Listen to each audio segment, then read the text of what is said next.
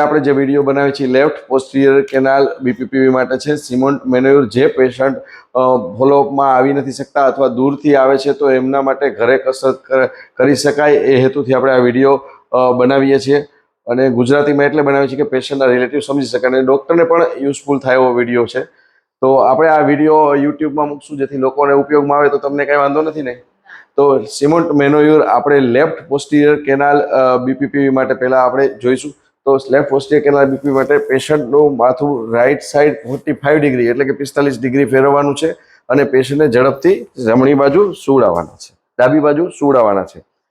આ પોઝિશનમાં ડાબી બાજુ આપણે એને 1 મિનિટ માથું રાખવાનું છે સેમ પોઝિશનમાં.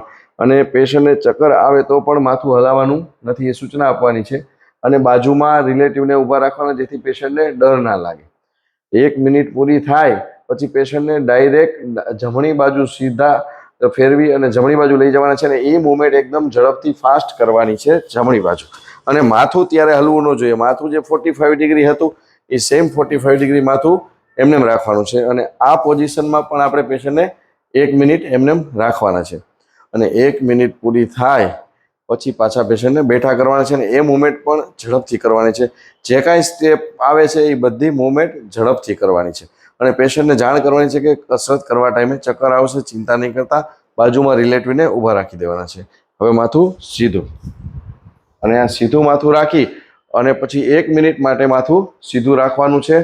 અને પછી પેશન્ટને ઉતારી અને 10 મિનિટ માથું સીધું રાખી અને વેઇટિંગ રૂમમાં બેસાડવાના છે. આ હતી Semont manoeuvre for left side for posterior canal left BPPV. Thank you.